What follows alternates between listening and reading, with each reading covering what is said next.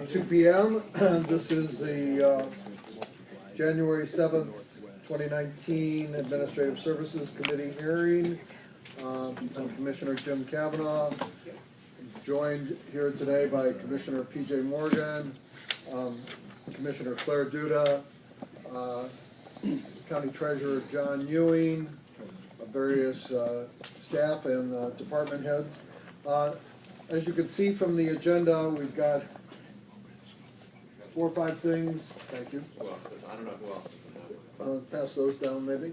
4 or 5 things on the agenda, beginning with County Treasurer's space need strategic planning.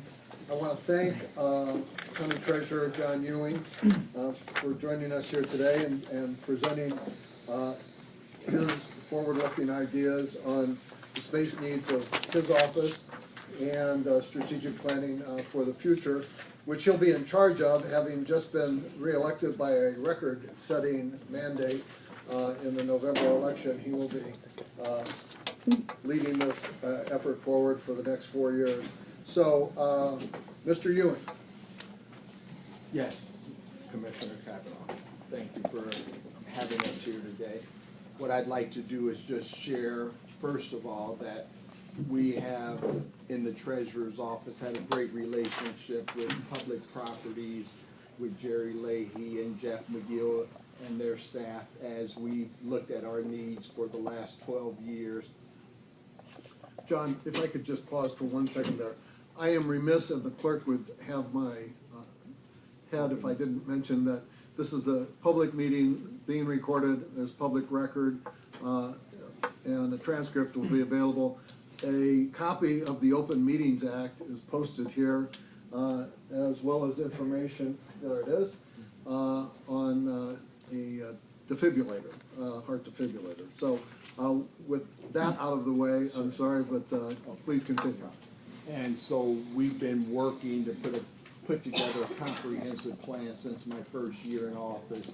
And one of the first things we actually did was moved our South Omaha office years ago from 24th and F to 50th and G.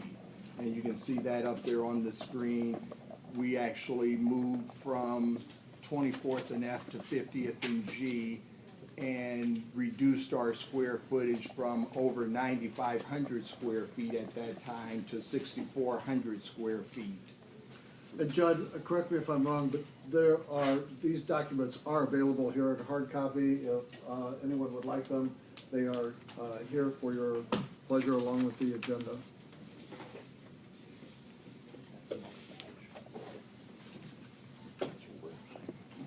So that was one of the first steps we took as we looked at our comprehensive plan to try and make sure that we right-size the customer service centers for the Douglas County Treasurer's Office. And we've been saving the citizens of Douglas County thousands of dollars each year with just that one simple move about 10 years ago. And with that, we then began to look at our other offices as well. With the Midtown office, for example, we've worked to be able to keep that space because it's in a good location for us, and we were able to negotiate a 10% discount over the life of that lease for, I believe it was a 10-year period, which also saved the citizens of Douglas County a significant amount of money. And that lease runs for another 2 years, so that space will continue to be occupied by the Treasurer's Office as well as the Sheriff's Office for their inspection station. The next space I'll discuss is our southwest location, commonly referred to as our Millard location. With that location, we actually negotiated a 10% discount there as well for a 10-year lease, I believe it was also, and that space is also good for another 2 years. With the Millard space and also the south space, the state is moving out of those spaces. They have moved out of the South Omaha space, which now is 2,000 square feet that we are paying rent for, but eventually we'll be able to save money, and I'll give a total savings for all of those spaces that the state will be vacating at the end of this presentation to show the citizens that we are always being cost conscious when it comes to these customer service centers. But then North Omaha is the next facility I'll talk about. And with that facility, the state will be moving out of that location, we believe, in August of this year. And then we will have a cost savings there as well, as they vacate about 1,800 square feet. So if you look at the total savings for all of the spaces that the state was leasing through us, that we were actually paying for because we're mandated by state statute to pay the leases, we will be saving the citizens of Douglas County almost $82,000 per year by right-sizing these customer service centers. And that will be a significant savings on the customer service centers per year. And then if you look at the final one that I'm going to discuss, which is the Northwest Omaha location, we will no longer be paying rent there at all. And there we will be saving the citizens almost $58,000. That's just us, not the state. Yes, we will be saving the citizens almost $58,000 per year because we will not be occupying that space at all. The state will be there in their current facility because they don't have a place yet for their West Omaha location, and they will be in a month-to-month lease, but we will be moving to the Fitzgerald home sometime toward the beginning of the second quarter, springtime of this year, which will then kick in the savings that we will see for our offices, which will, like I said, save the citizens over $57,000, almost $58,000 a year. So if you look at those savings, that will really be about $138,000 per year that we will not be paying in lease expenses because of the customer service centers for the Douglas County Treasurer's Office. So we believe that is a good measure of fiscal conservative and responsiveness to the citizens of Douglas County when you look at still serving their needs, having a Four Corners plan, as well as having a midtown location where people who have out-of-town vehicles can get their vehicles inspected and then licensed and registered as well. So we believe it's a comprehensive plan and comprehensive approach that serves the needs of the citizens of Douglas County. And we believe the Fitzgerald home, when that facility is open, will be a model facility for Douglas County with all of the offices that will be housed there, and will be a tremendous opportunity for us to provide services to the citizens of Douglas County, particularly the northwest portion of Douglas County, with a drive-through and state-of-the-art technology. And by sometime this year, we will also have mobile technology that will allow us to provide even greater service to the citizens as they utilize the Douglas County Treasurer's Office. Thank you for that. You want to go through the? 1 second, Jerry. Sure. Thank you for that. We do have, I think Public Property has prepared an overview map here of your current locations with the West Campus included. I think that gives us a fair idea when you say Four Corners. Yes. Of what we're looking at in terms of the four-corner reach of the proposal that you will have in place once you occupy the Fitzgerald Center later this year. The diagram that we have up there that is an architectural rendering of the new space at 156. Could you go through that with us, please? Sure, I'll do the best I can looking at a drawing, but what we will have there is we are looking at consolidating some of our administrative offices as well as our dealer center and also our training center, which will allow us to be able to have some efficiencies there in terms of those facilities currently are in leased space. They will no longer be in leased space, they will be in space that the county owns, so that's the first thing that will be beneficial to the citizens of Douglas County. They will also allow us to have more windows at that location than any other customer service center in our footprint. And 156th and West Maple Road is the geographic center of Douglas County, so we thought that was very important as well. So if you look at the biggest portion of that, you'll see on the left side of that, that is the customer service center portion of that diagram, where you will have the windows. And the one thing that we are exploring with that is a queuing system where people will be able to get in line online. To be quite honest, we're not sure if we're going to implement that technology or not, because we've done some studies of the wait times for the citizens, and we found that the longest wait times over the months of October and November were only about 15 minutes at the end of the month.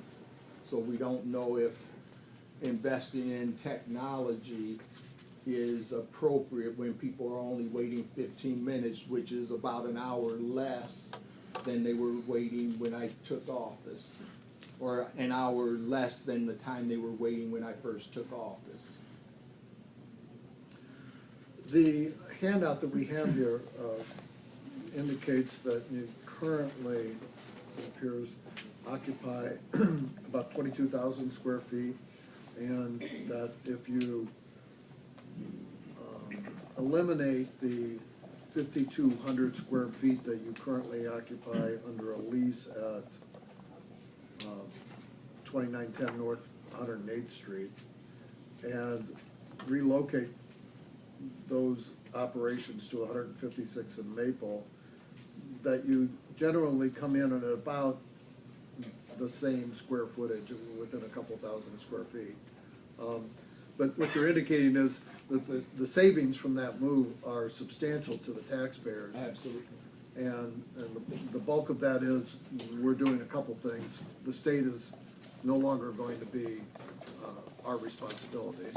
That's number one, and number two is the fact that we will be on county-owned property because we will be part of the Fitzgerald home.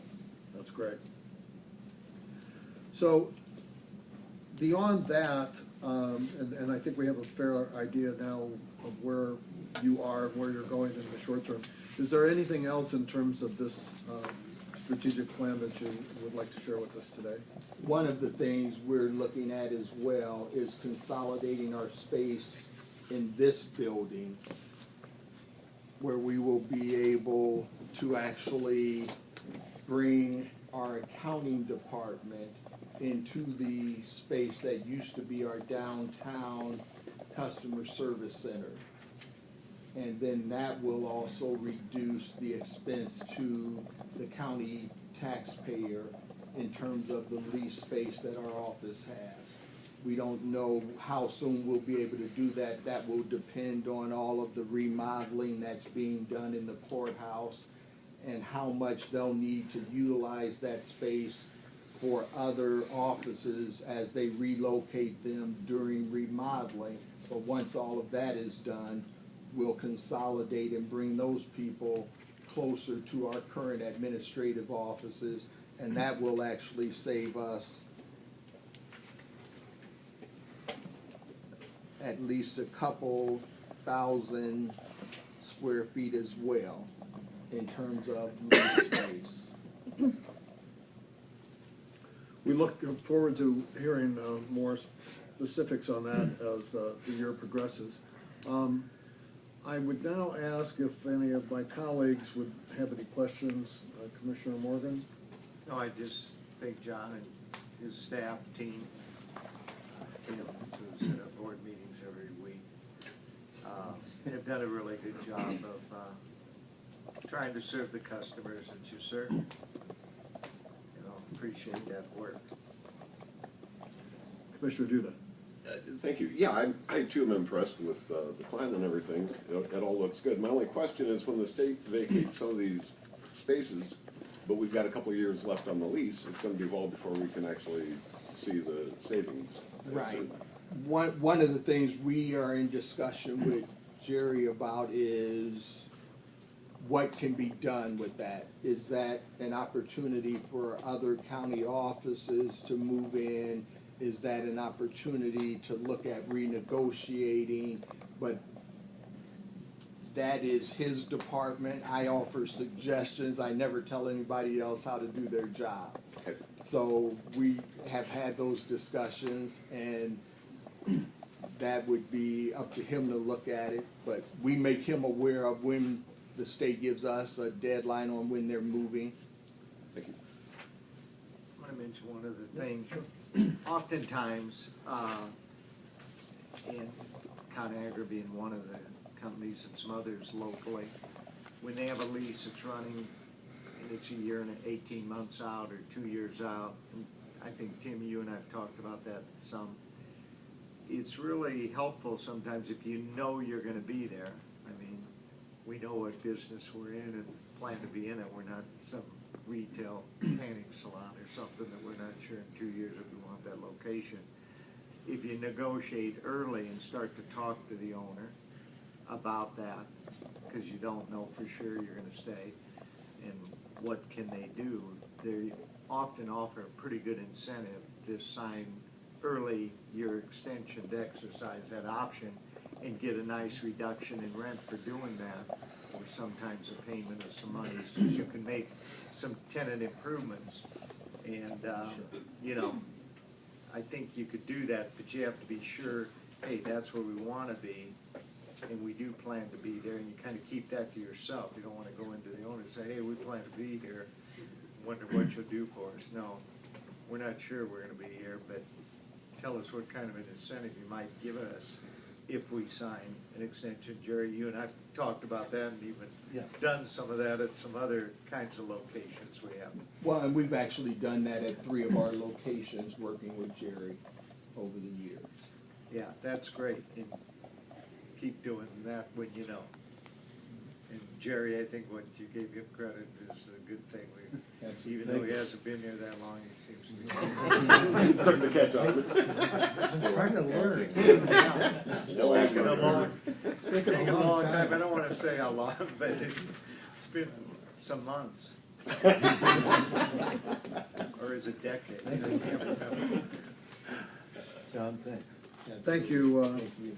Mr. Ewing, and we appreciate the update. We look forward to hearing the progress and look forward to seeing you in your new home this year. One last question, and I don't know if this is for you or for Jerry Leahy, but the downtown square footage in this campus, do we have a approximate number on what that? We have our square footage, yes. Yes. There. Our square footage downtown is 6,997. Okay. That includes that space that used to be the downtown customer service center. Right. And so we would occupy that space, but not the accounting department space that we currently occupy. So that's where the 2,000 or so square footage savings would come in. Very good. I don't know if there are any other questions that anyone might have, but we're also a public meeting, and so we entertain public questions, and this is the conclusion of this particular portion of our agenda. If there's anybody from the public that would have a question, now would be the time. Very good. Thank you again. We appreciate this, and moving on. You want to take another cup? Thanks. Tim? Thank you.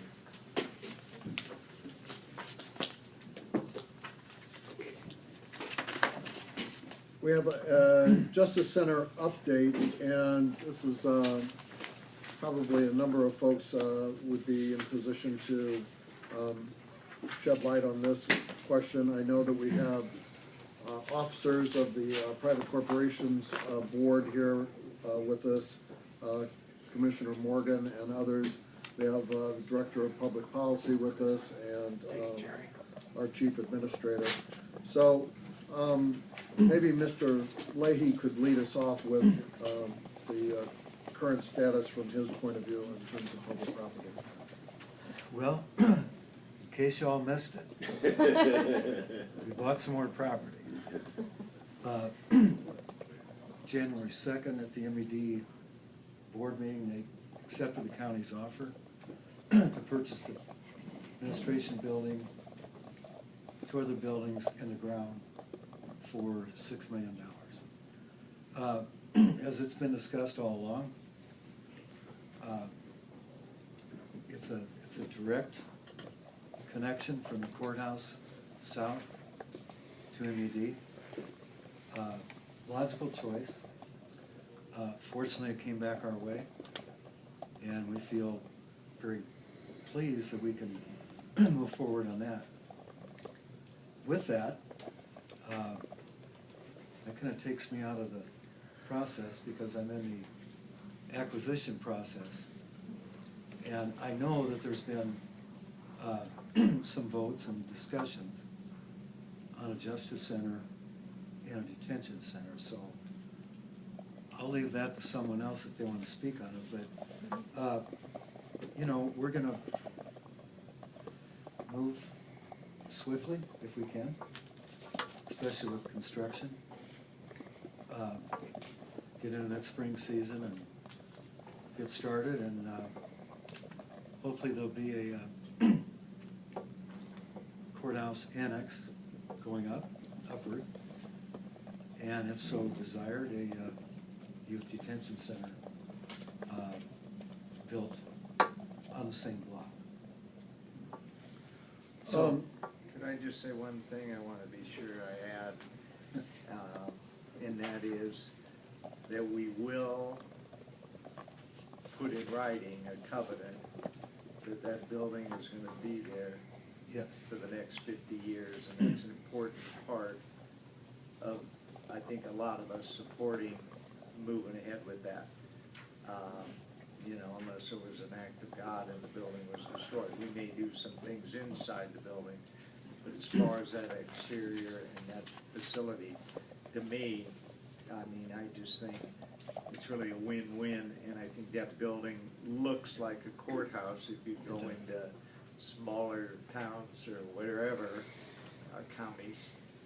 You'll see a building that looks much like that building, and I think it's really an excellent, excellent building.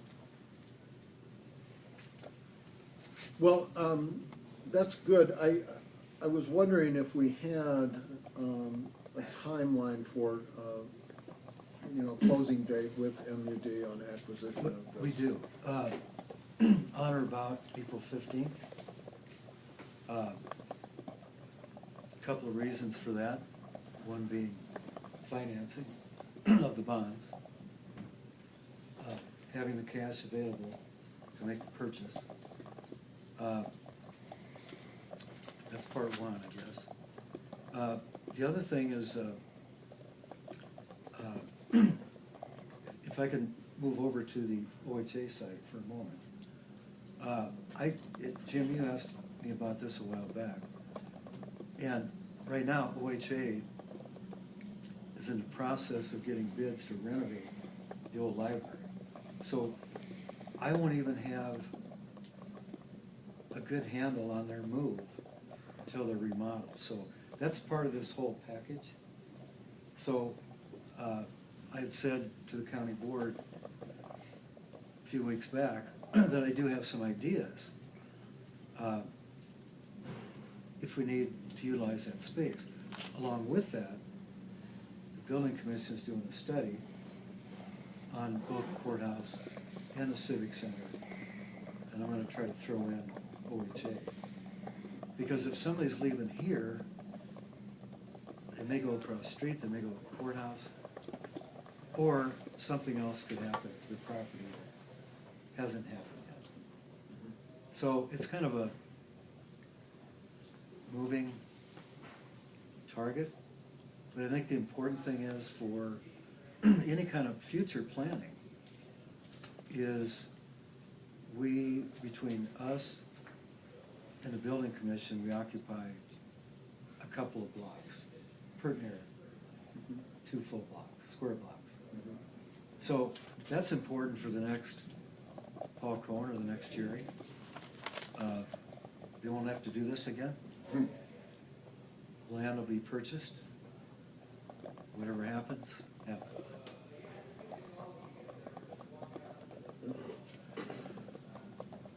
I don't know if you have any questions of Mr. Leahy, No, I don't. Mr. Morgan, Mr. Duda? Nope. Just a couple of things. So the OHA building, which we own now, is being vacated by OHA as they make the old library building right next to it Yeah. available. And I think, and I don't know if this is you or maybe one of our staff, that we have in that purchase agreement a period of time where they will essentially be tenants of ours. They will rent the existing Yeah, facility. we closed on that. We're, we're the owner, they're the tenant. Right. And how long does that period go on, if you know? If not, I think there's somebody here that probably does. I think it was about 9 months, which we were gonna give them time to renovate. Yeah. But I do know they did go out for bid, and it came in higher. They regrouped and went back out. Right. Now they're ready to award, but they won't meet again until middle of the month or end of the month. So that's what I know right now about that process, so, you know, a renovation of 26,000 square feet, it could be 5 to 6 months. Mhm. Right now, they're paid for their rent up to June, I think. Okay. And do we have a termination date for that rental agreement? I know that we've discussed these in the past where we give them a reasonable time, but it does have kind of an end time on it. Yeah, I used to know all that. Do we know? It's in a 9 to 12 month period. But it's not, I mean, the expenses that go on existing, we're better off not worrying about it. They pay it, they pay the utilities, they pay sidewalks, driveways, snow removal, trips and falls, it's all on them. So, It's good right to now, have them in there. huh? It's good to have them in there. Well, it is. Same thing with the bus station.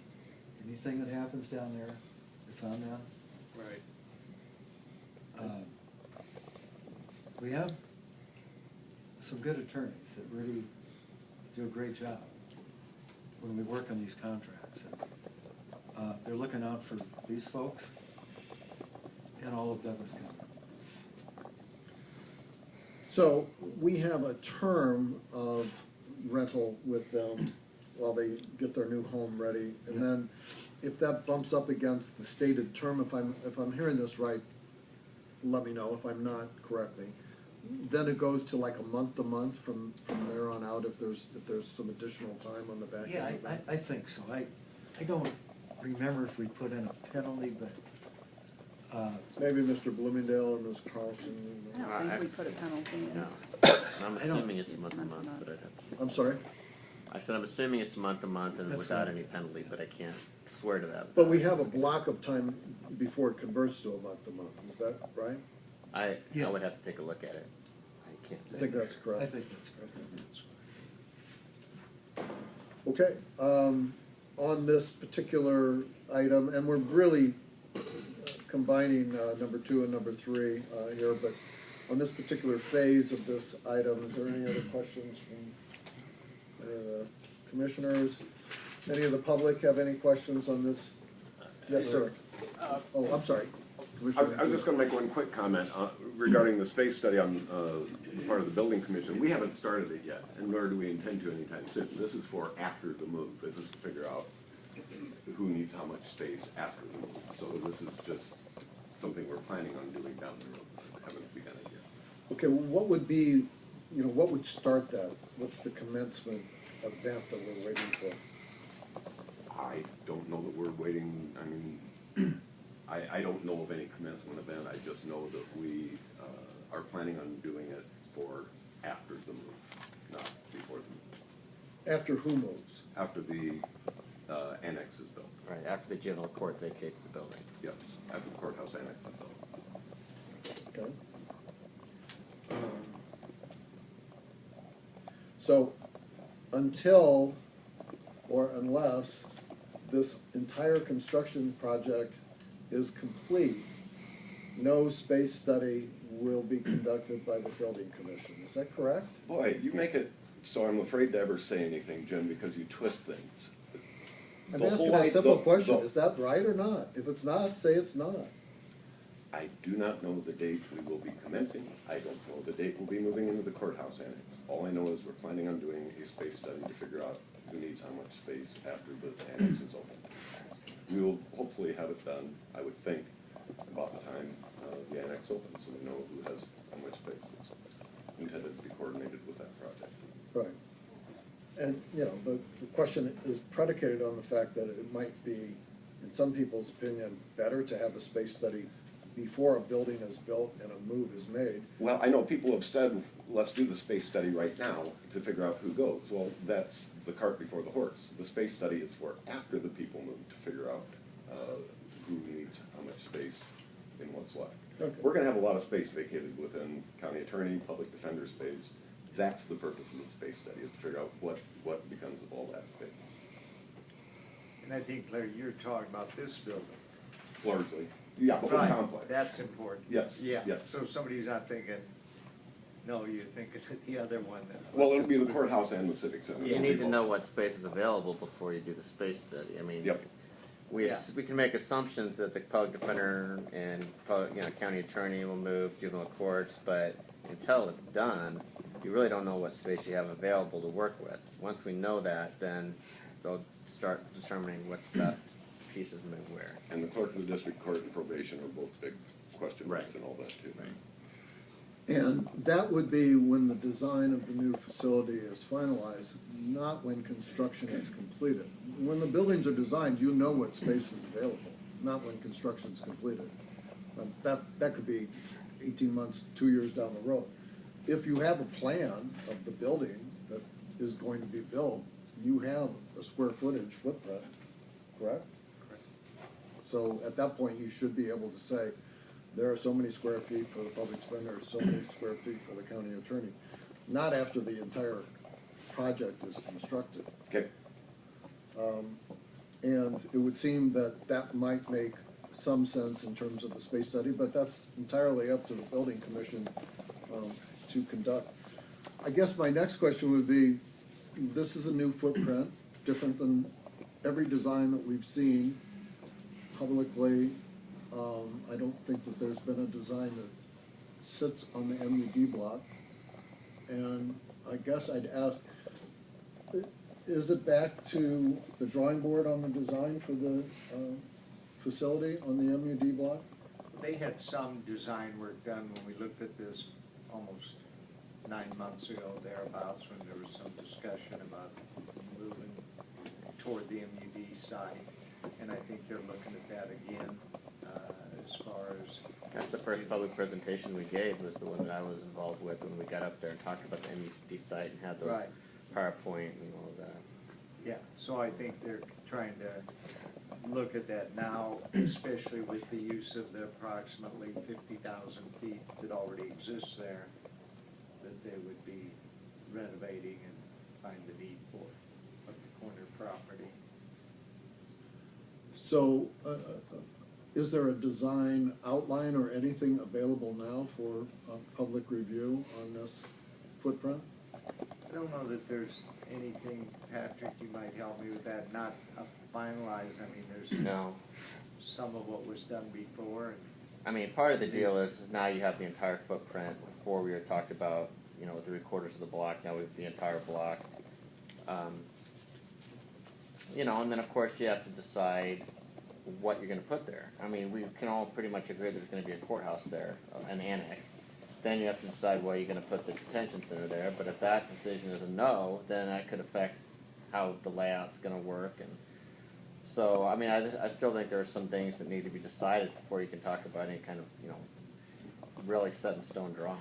Okay, so the drawings that you're referring to though, were the preliminary drawings done when the initial negotiations with MUD was ongoing, that were shown to us, is that?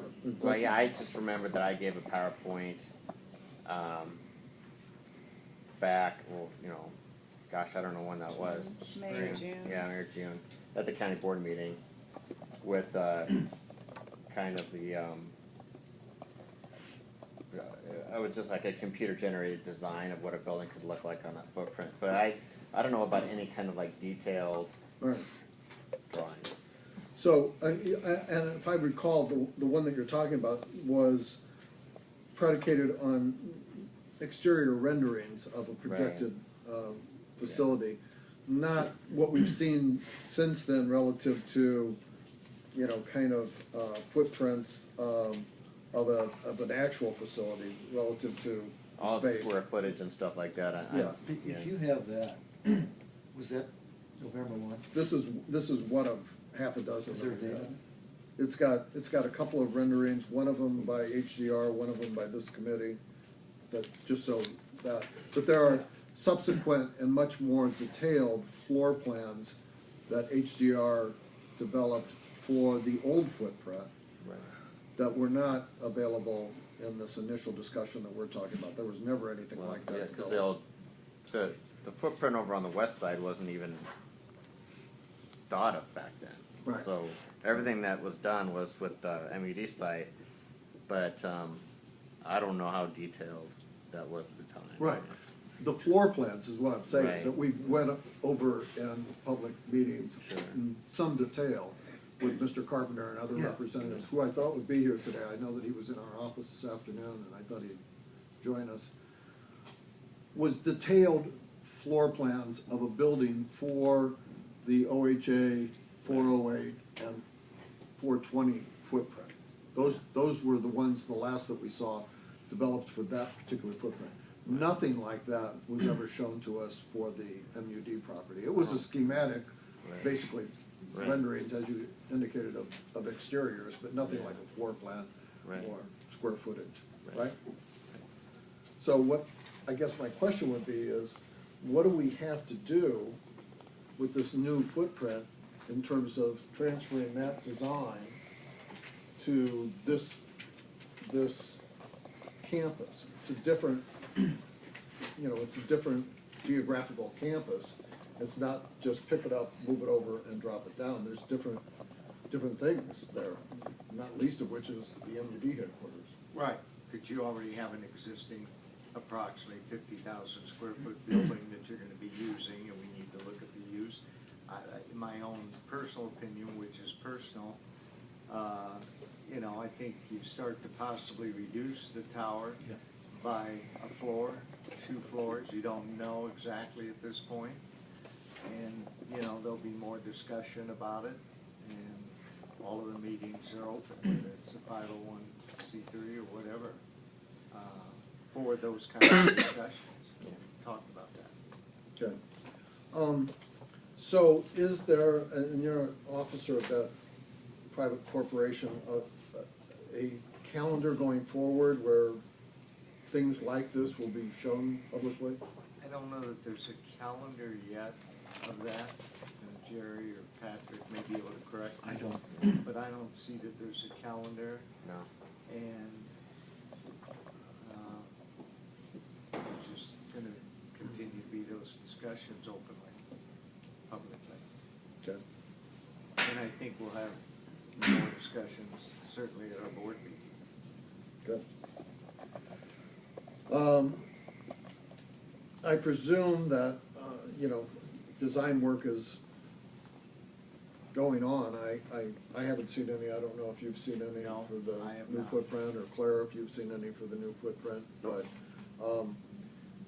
is there a regular scheduled meeting that's coming up for this private corporation? There's not. No, nothing's been scheduled yet.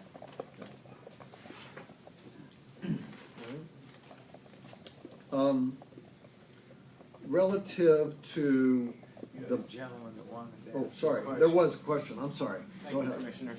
Would you give your name for the record, please? Luis Jimenez. As I understand it, there's 4 components to this. There are physical, the skywalk, the Justice Center, the Youth Detention Center, and a parking garage. I've been listening to the discussion. Am I to understand that the construction of the Justice Center is in a different trajectory than juvenile justice reform? 2 different trajectories? Oh, I see. Well, I know that Commissioner Boyle, who I think is gonna join us, he's running late, has proposed that perhaps we approach this as at least 2 phases. One phase of this project would be one that deals specifically with the juvenile justice courthouse component of this. And a second phase would deal with the youth center / detention component of this. That's been discussed. I think that But that, the- we're not there, though. well, I don't think that we're there today. I think that the proposal that we have been presented with by HDR and the private corporation is to do them all in one. Not do 2 phases, but rather than do it as a, Yeah, and we, at our last board meeting, and someone can correct me if I'm stating it incorrectly, Larry, it was, what Mike talked about was 30, 40 days of discussion, and I brought that up when we had our county board meeting, you know, with what he proposed, to decide, make that determination, because, you know, the sooner we can make that decision, the better it's gonna be with the input and trying to make sure we do the right thing, not just hurry a decision to do the wrong thing. So that's where I think we are, and I think there'll be more discussion, you know. I think we're fortunate to have that MUD site, to get a square block directly across from the courthouse is pretty unbelievable. And I'm really thankful for that, for the future of Douglas County, and not the future of 5 years or 15 years, but for the 50 years, because it isn't gonna move out to 84th and Dodge or somewhere. You know, it's here and gonna stay here.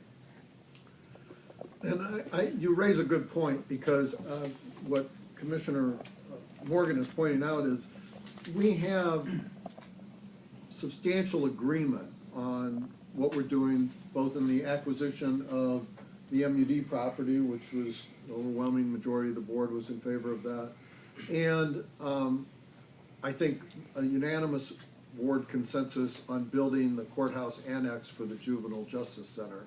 I think that we're all pretty much on board on that. And proceeding, as you maybe outlined a little bit in terms of phases, would facilitate agreeing on what we can agree on right now, which is let's take this MUD footprint and let's build the added space that we need and renovate the space that we're going to preserve to accommodate the judicial legal component of what we're trying to accommodate.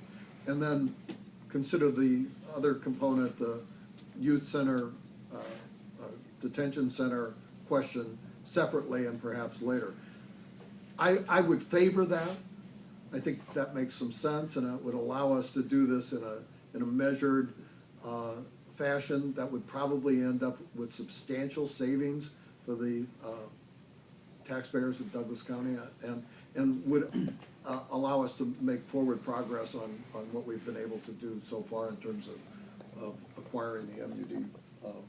You know, the only caveat to that, I'll just say really quickly, is that the one of the big benefits of having the detention center that was stated that there would be a secure connection between the 2 buildings, so the detainees could be securely escorted from one secure area to another secure area without having to go outside, without going into any public areas. So if there was the decision was made by the board to do the courthouse first and then later on do youth center, they would have to design, courthouse would have to be designed in such a way that they could do a future secure connection, because otherwise it really complicates it. Agree. Yeah, and I don't think we should have, you know, too much discussion on this, Right. because there may be some differences of opinion, but the fact is, when you build one phase, and then you're gonna build the second phase 2 years from now, or whatever it is, you're gonna add substantial extra costs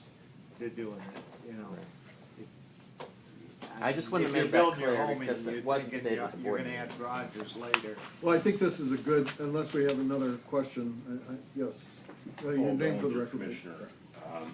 What other options are out there other than a private corporation or a 501c3 for developing the process or the project going forward?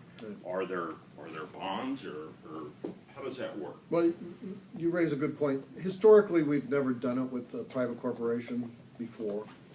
And what we've got here is a model that has been used elsewhere in the metropolitan area, but not so much by Douglas County.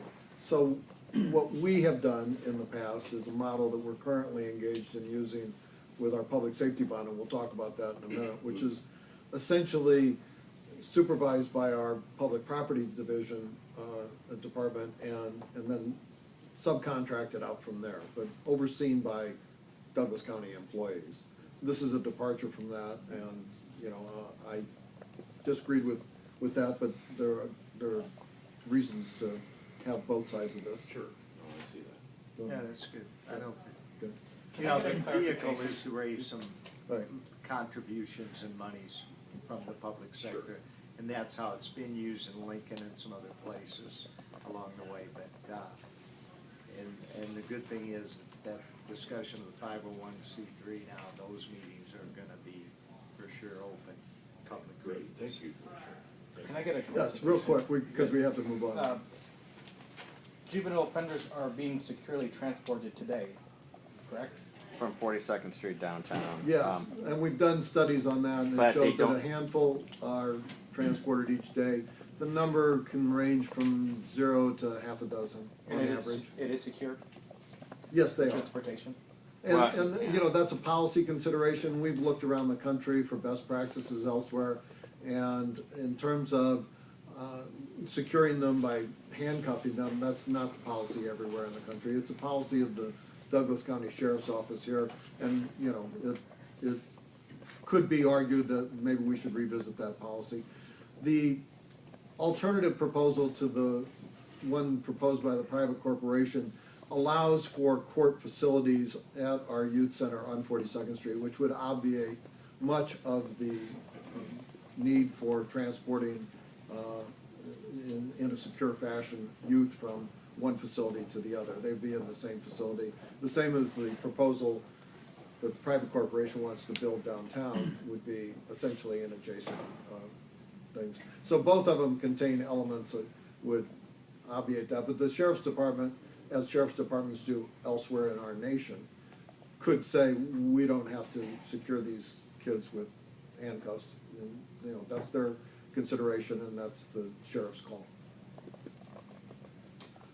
Okay, this kind of, oh, yes. Well, one other thing I should add that I think is pertinent to the discussion, and that is that on January 24th, the Building Commission has on our agenda to vote to issue the $120 million worth of bonds to finance this project.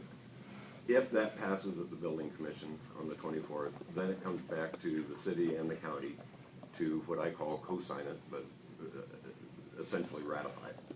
And so it will be shortly after that the county board will be making a decision on whether or not, if the Building Commission supports the bonds. It will be up to the county and the city each independently to determine whether or not they support that. And unless they both do, the bonds do not go forward. And just so I got the number right, it's $120 billion, is that correct? Yes.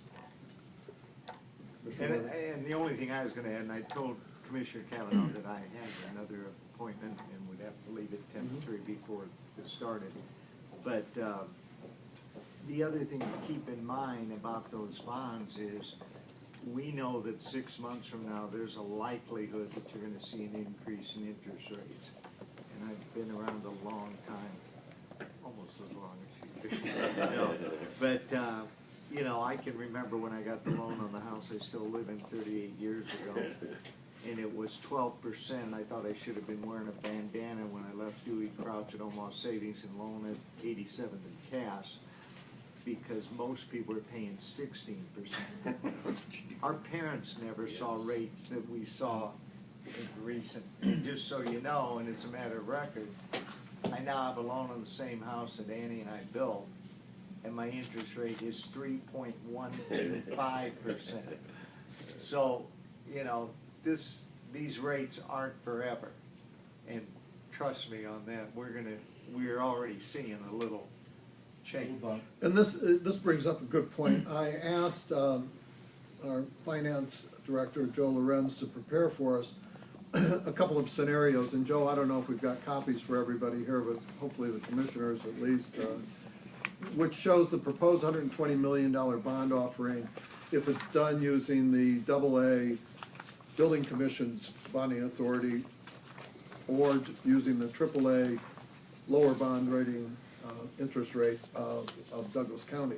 The difference is the Building Commission has a higher interest rate, but it's not subject to vote of the people. The county has a lower interest rate, and it is subject to a vote of the people. So Joe ran these scenarios which show the Building Commission versus Douglas County. Bond underwriter Emeritus estimates an interest rate difference of 5 to 10 basis points, 0.05% to 0.1% on county AAA bonds compared to Public Building Commission AA bonds. Assumed interest rate over a 30-year period, the Douglas County assumed interest rate would be 3.9%, the Public Building Commission would be 4%. And this is on $120 million, so it's a substantial difference. Average annual interest cost for the county would be $2.34 million, for the Building Commission $2.4 million, about a $60,000 per year difference, times 30 years, about a $1.8 million difference. And he points out that Douglas County's offering requires a vote of the people. Public Building Commission does not. Vote of the people requires longer time period to be approved, which increases risk of upward movement in interest rates, as Commissioner Morgan pointed out. You know, the future is uncertain. And the flip side of that is it could easily be downward movement of interest rates. We are, by many experts' opinion, on the brink of a recession or a slowdown. And if that occurred, the movement would not be upward. It would be towards the area that we've just come out of from the 08-09 downturn, where interest rates hit kind of an all-time low. So yes, I mean, if you take the time to put it on the ballot and seek voter approval, the earliest that conceivably could happen without a special election would be May of 2020, or in about 16, 17 months. And anybody's guess what the economy will do in the next 16 to 17 months. We have, I think, looked as closely as we can going forward. Some people believe that the interest rate's going to go up. Other people believe that it's equally likely that it will stay the same or go down. So in any event, if it stays the same, if things don't radically move one way or the other, you're pushing out a couple of $1 million extra by not submitting it to the vote of the people and using the higher interest rate of the Public Building Commission's bond rate. And I yeah, appreciate go what ahead. you're saying, and I'll just say it real quickly.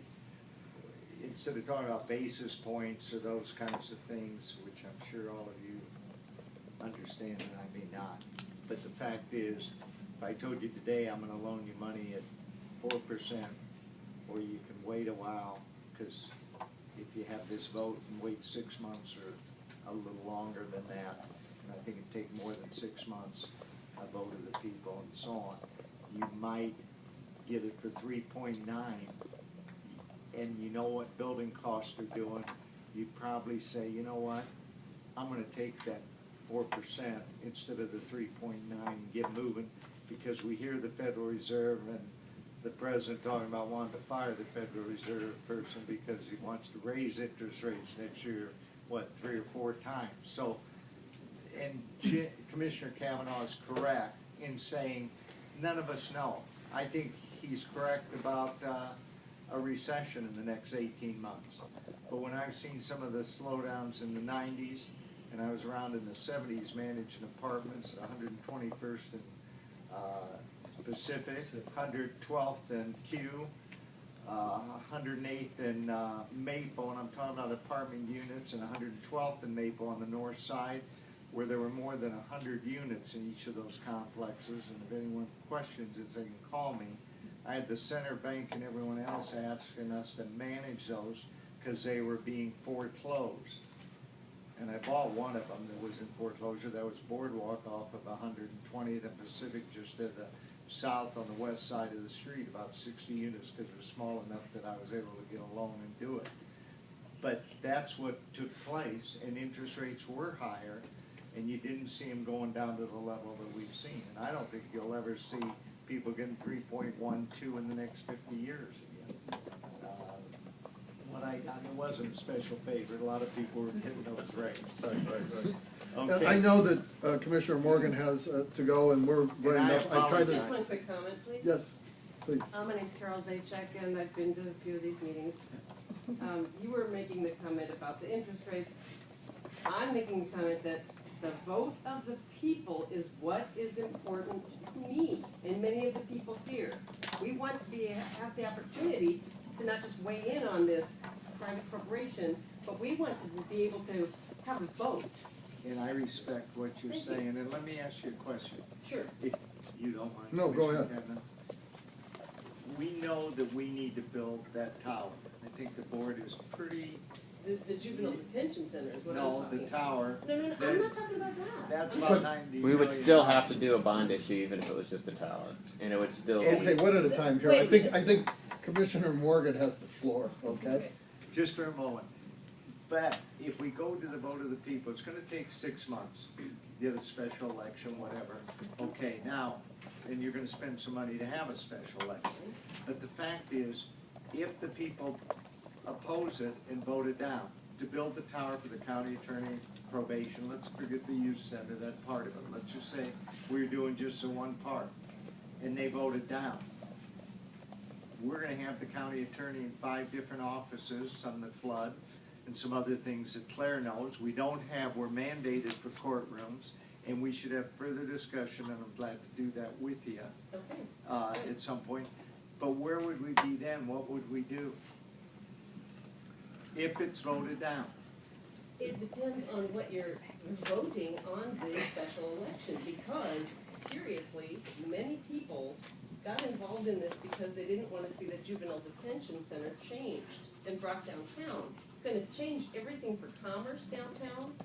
People aren't gonna wanna come downtown and spend their money, and we get a lot from that restaurant tax and the entertainment tax, because people like to come downtown. They're not gonna wanna come to where there's a juvenile detention center that's been moved down. So what I'm saying is, if you have a special vote of the people, they can weigh in on what to do about the detention center itself. Not the court, because we do want additional court space. We do want lawyers to have the space they need. We want courtrooms. We're not fighting that. I just don't wanna see jails down there. And I wanna thank you. Thank you. And I wanna thank the comment she made of calling it a detention center. I call it both. We didn't do it in front of you, so I'll leave you to call it what you want. But in St. Paul, Minneapolis, and other places, their detention center is right where they built the new football stadium. There were restaurants there, there's condos that have been built before the football stadium, you know, in Minneapolis, right downtown. And this facility is gonna look like a First National Bank tower, but anyway, we'll keep talking, and I respect that you're involved. Well, thank you, and I think this is And good. You know, this is the public discussion that I think is important component of reaching a consensus on what we're gonna do Yeah. going forward and making it the best we can. In And I terms of the apologize. point, just before you go, that you just raised about, all right, we put it to a vote of the people, and then what do? The recent past has an example of what we can do and what we should not do. In 2014, the county put a public safety bond to the vote of the people, and for different reasons, it was not approved. In 2016, this committee, and you sat You're right. here, put together another package, a more robust package, took it to the people, explained to the people in public after lengthy public hearings that we would have a good public policy result if we did this. And a $10 million larger package was approved because the people saw it as a good way to go. And because we fashioned it in such a way that it had no tax increase. I think we can get closer to that, and I'm just putting this out there. By having these discussions in public, getting people's input on better ways to do it, and maybe find a way forward that, is not all what one side or the other wants, but gets us Compromise. a compromise solution, yes. All right, Thank very you. good. Good to Thank see you, you. thanks. Jim? Yes, I want to listen. Jim, I have one other thing I would request on your sheet here where you show the cost, and I notice you say it's 5 to 10 percent of basis points difference, and you take the worst case scenario and assume that for 30 years. But one thing you don't look at on here, and that is the cost of inflation of building services. I mean, what we'll get for $120 million? If we wait 20 months for an election, what's the cost of inflation for buildings going up? 4%? 4 to 6. So how much buying power do we lose on our $120 million by waiting 20 months? right. A couple of things, and it's good questions. This is not my work product, this is Joe Lorenzo's work product. And all he was asked to give us was a comparison of two bond issue interest rates, okay? Not the construction point, that was not asked, and so it's not on there. But you raise a good point. Part of what we're saying is, you make it not $120 million, you make it smaller, and perhaps phase it in. By breaking it into two phases, one phase would be smaller than the $120 million, the other phase would be smaller than the $120 million. And so you make it better, cheaper, smarter is the way that we've been doing it, but by making it smaller, you're going to minimize the impact of exactly what you're talking about. This happened between the 2014 and the 2016 bond for public safety usage. There was 2 years lost because that bond issue did not pass in 2014, but then passed in 2016. And that was accommodated with no tax increase. The focus that I've been trying to go forward with is, okay, we had a pretty successful outcome. That should teach us something. What can we do in terms of that outcome with this project? Well, I think we have broad consensus on the first part of this, the Juvenile Justice Center. And we can do that for less than $120 million. And, I'm saying maybe we should go forward with that, incorporate a vote of the people, and let them decide that this is a good way to go forward or not. Because I agree with Carol Zajac, who said that the big part of this is letting the people have a say in this. And, a big part of this discussion, these public hearings, it's intentional to have people have a say in this. And so if we are able to convince ourselves that this is a good idea, experience has taught us through the public safety bond experience of 2014, 2016, that we can show the people some leadership and that they would embrace us as well. OPS has done this. Other governmental subdivisions have done this just recently, and we should be able to follow that example. There would be, I think, some trade-offs in terms of it would take a little longer, but at the end of the day, it might be better, cheaper, and if you're using better financing, smarter as well. So that is a long answer to your question, but I think that that's where I'm coming from, I think. We have a little more time for anybody who has any other questions relative to any aspect of this. And then we have one more witness that is taking time out of their day. Is anybody else on this financial component of this? Anybody? Okay. I think that we have one more juvenile justice witness, and that is Joy Suter. Joy, you've testified before and you are a attorney and specialize in an area of practice dealing with juvenile justice. And we've talked in this committee, and you and I have talked, and I think you and the courts have talked, and you have been active in this in the community, relative to the question of the size of the facility if we were to take the youth center as it is and downsize it in whatever location to what has been proposed, which I think is a 40-something to 60-something bed capacity rather than its existing 80 bed capacity. And you had some ideas on that. Could you share those with us? Sure.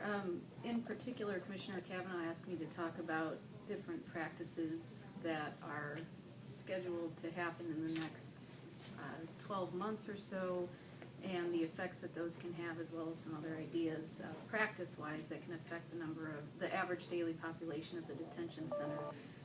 The first premise that I always work on and work from, and I've, for the last 7+ years, I've chaired a committee that works towards decreasing the number of days that kids spend in detention, moving their cases quicker through the system without sacrificing due process or public safety. So this is a process Douglas County has been engaged in for several years.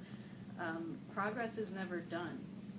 So the comment that sometimes we hear is that, well, isn't this done yet? Why haven't you figured it out yet? We can always all do better. And so with that premise, I'm confident to say that we're better today than we were a year ago, and that we can be better next year than we are today. So that being said, a couple of items that are always important to know is that juvenile court, the focus is on rehabilitation. It's not on time. It's not on sentences. When kids are prosecuted and adjudicated in juvenile court, in the state of Nebraska, our primary focus is rehabilitation. I had a client's parent ask me one time, how long does it take to fix a child? There's no answer for that. Are we ever fixed, right? I can always do better myself. But that being said, the juvenile court has resources that are available to it to help implement that rehabilitation and help make it happen quicker and put poor decision-making behind the children. To that end, there is a national trend towards eliminating even the use of detention. There have been several states in the last 2 years that have shut down all juvenile detention facilities. That's not on the table here, but what we are looking at is constantly reducing the number of kids that enter the doors at the youth center.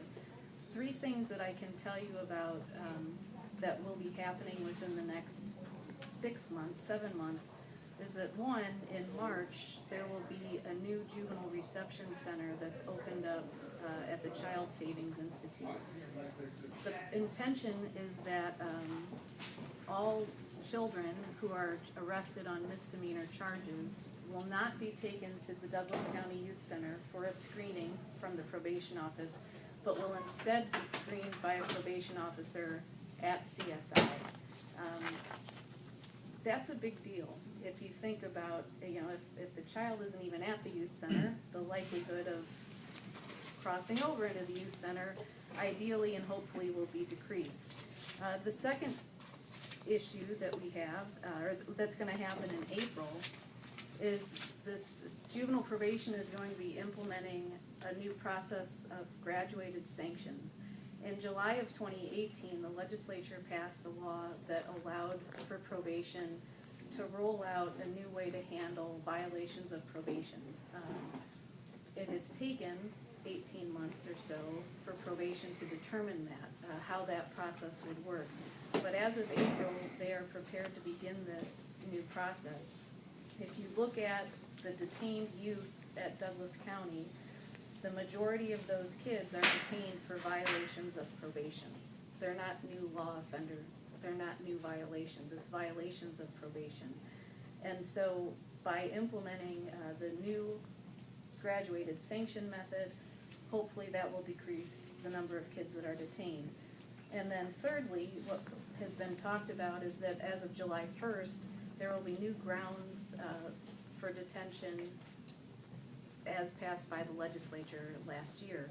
Currently, a child can be detained in the state of Nebraska if they're a danger to themselves, others, the property of others, or if they're a flight risk from the jurisdiction.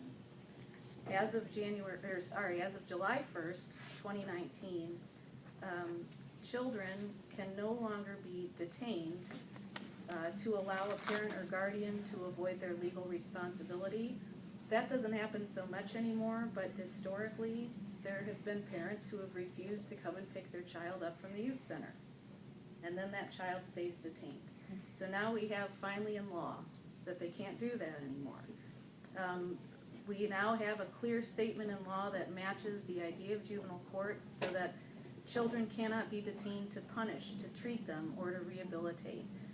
Thirdly, children can't be detained to permit more convenient administrative access to such juvenile. What that means is sometimes, as with adults, children are maybe held in detention to be so they can be located to be used as witnesses in criminal trials. Also, they can't be detained to facilitate further interrogation or investigation. And a really big one is that they can't be detained due to lack of more appropriate facilities. The majority, as the detention process right now is that when a child gets brought to the youth center, the probation office has an intake staff and they present a screen. They administer a screening tool called the risk assessment instrument to a child. That risk assessment instrument, it's similar to what's used at the adult level, the pretrial release screening and questionnaire. And that screening presents a number, and that number equates to what should happen to that child. So if the child scores, for example, 0 to 5, they should be released without restriction. If they score 6 to 9, they should be released on an alternative to detention. If they score 10 or higher, then that would be grounds for detention. Presently, there is about a 30 to 40% override rate into detention that's happening. One of the biggest reasons is because of a lack of shelter beds, for example. And when we talk about youth shelters, we're not talking about homeless shelters. We're talking about temporary housing where children can stay rather than at detention. They can wear their own clothes. Sometimes they can go to their own schools. They can engage in services more readily than if they were detained at DCYC. Another primary reason for overrides has to do with kids who have been placed at a group home but have lost that placement for some reason. And there's a lot of discussion right now amongst my committee and the bench and the county attorney's office and the like about steps that can be taken so that those kids aren't automatically detained, that they can instead be diverted more. The bottom line, though, when we're talking about rehabilitation, when we're talking about justice, when we're talking about improving the lives of kids and families of Douglas County, is that we will have fewer kids eligible for detention if we prosecute fewer kids. There is a report that was put out by the Juvenile Justice Institute, the JJI, and I printed it off but left it on my desk. But in essence, many, and if you Google this, you'll find the same document. Most kids grow out of bad behavior. Have any of us did we ever do anything silly when we were, and the difference, what I tell my clients is the difference between me and you when I was 15 is that you got caught. That's the truth. Period. I didn't get caught. Does that mean I should have been detained? Does that mean I should have been put? Who knows? But the point being, if we're not prosecuting as many kids, and if we're focusing on the quality of our programs, are they producing the desired results? There's also a massive push nationally to provide services in home, to not rely so heavily on group homes. I know that this group and other committees frequently talk about the number of kids that get sent out of state from Omaha in order to go to group homes. I would love it if my clients weren't sent out of state. their families would love it, the kids would love it. Does that mean that Douglas County should become in the business of running a group home? I don't think so. I think it lends itself more towards the national push to provide services in the home. And if we're providing quality services that are focused on maintaining that family unit and getting children the help that they need in the home, that's better. We can expand our diversion programs, and if we have probation adhering to that risk assessment instrument and not overriding it, that will definitely decrease our numbers of detention. So, thank you for that. And I think that we're starting to hear the same things over and over again. Our current population, I think, is around 80. Mr. Alexander. Is it here? Oh, sorry. 79 today. Okay. And the recommendation contained in page 47 of the Chin report is a detention capacity of 48 to 64.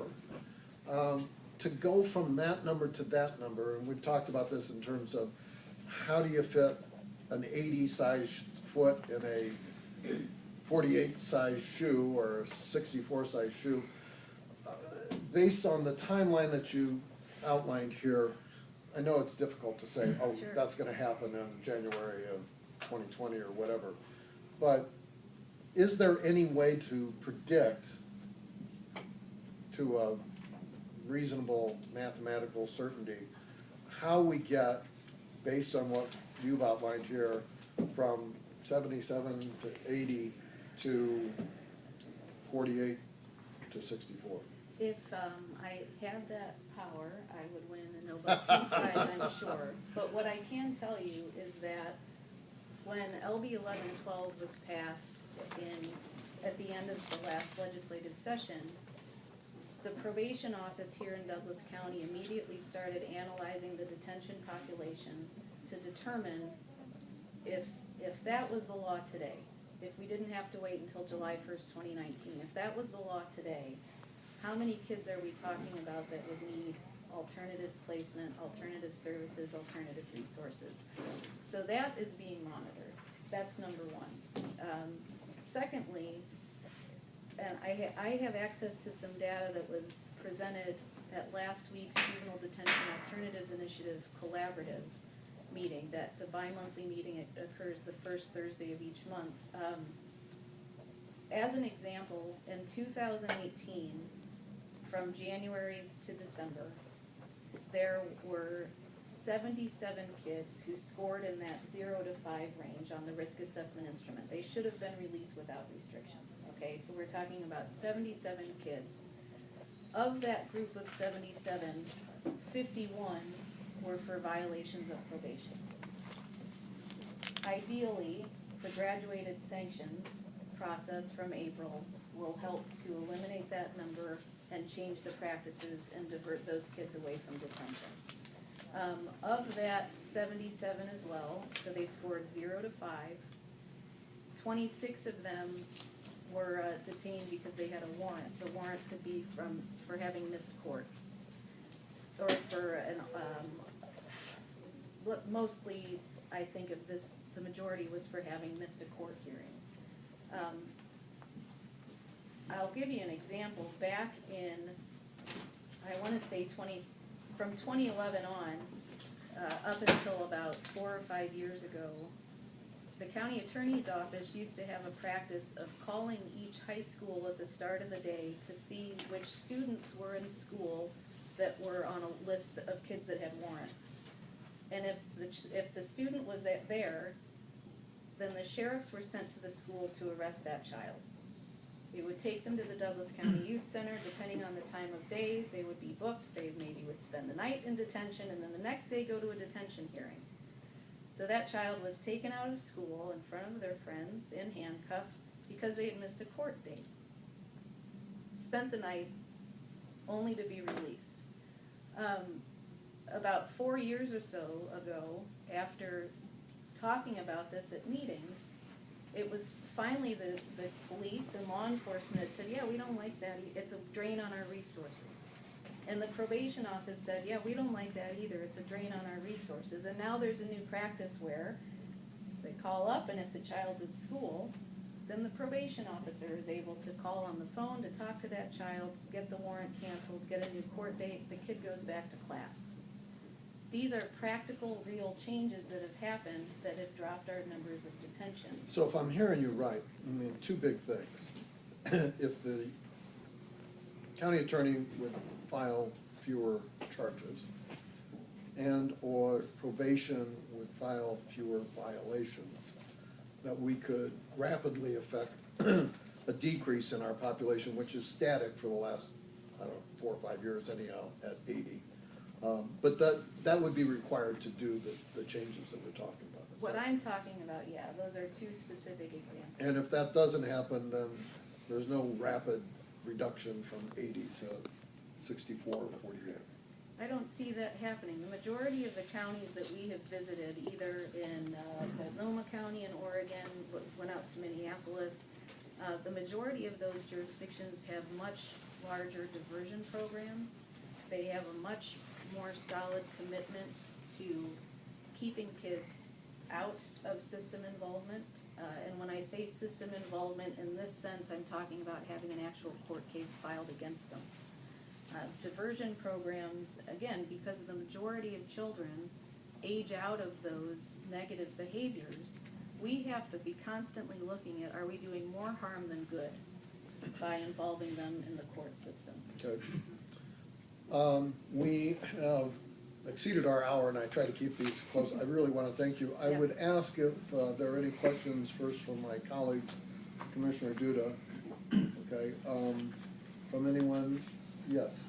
Joy, Your name, please. Councilman Meyer. So why would we want to invest in a $37 million bricks and mortar project that's largely unpopular and probably not a good idea for downtown Omaha? Rather do the renovation on 41st Street and put that additional $20 million into the diversion programs and other outreach programs. You know, Constance, I'm not able to answer your question probably in a way that you want me to, only insofar as what I know about the current Douglas County Youth Center is that it is not, it's not ideal compared to other detention facilities across the country. I also don't believe, and I am not a building expert, but I've been in there plenty of times, and I don't believe that it's able to be retrofitted. I think my understanding is that the whole thing would have to go and you'd have to start over again. I'm not sure. I'm not a building expert. I do know that sometimes there are reasons for kids to be detained. I know that. I also know that if they don't have to be transported, and they're not just handcuffed, they're handcuffed and then chained to a waist chain and then shackled at their legs, and that's connected to their legs.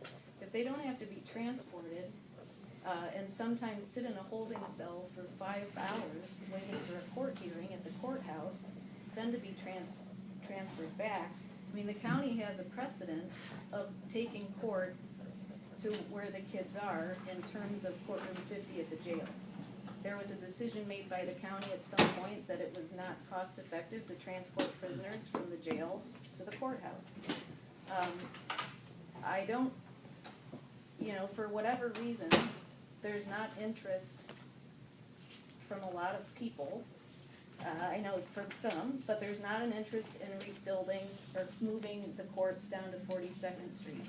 But Okay, that, well, I appreciate that. sorry, but just one other comment to Yeah. that is that juvenile court is not just juvenile offenders. It's kids age 0 to 21. It's family court. It's child welfare. It's also bridge to independence cases. I mean, it's not just kids that are breaking the law. There's families and things like that. Sorry. No problem. We do have a report that addresses many of the questions that you raised, which are valid, relative to what can you do with the construction at 42nd Street to refurbish it, and there is a way forward, and how much would that cost, and there are numbers with that, and how could you co-locate the court function so that the children would not have to be transported, or at least we could minimize the number of transports. And finally, the question of the policy of the sheriff's office in terms of restraining the children, which is not universally followed around the country. So, and you raised good points, and you do as well. I'm just trying to run this meeting with as little time remaining as possible and as much input as possible. So, thanks again for your comments. Is there anybody else that has anything on this point? Because we have one other item on our agenda, and Mr. Leahy's been very, very patient. Hello, Mr. McGill. And Mr. McGill. Jeff? All right, well, that will conclude, thank you, Joy.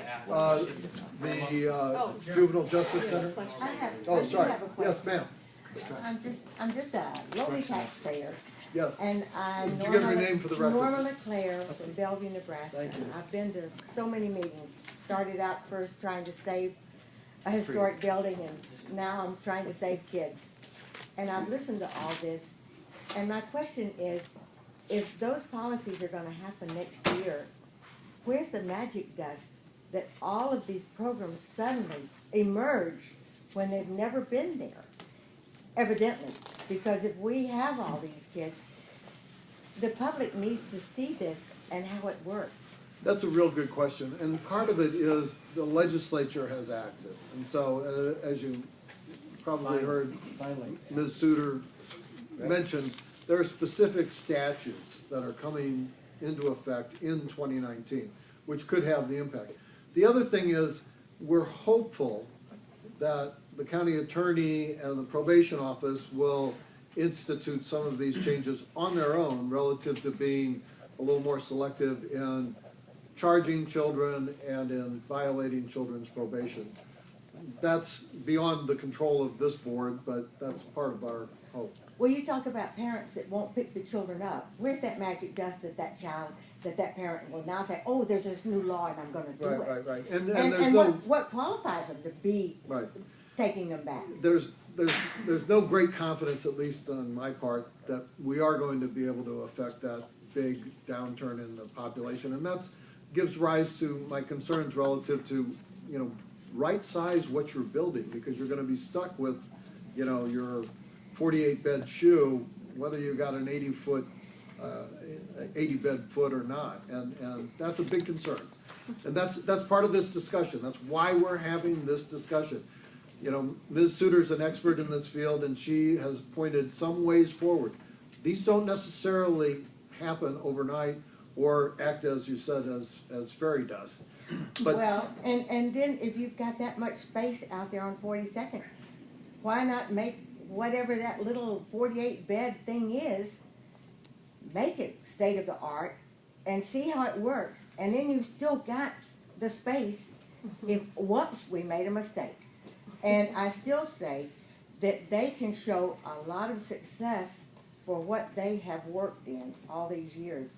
And with a little support financially, I still say you've got a state-of-the-art potential out there that other states will come and say, gosh, if we only had the space.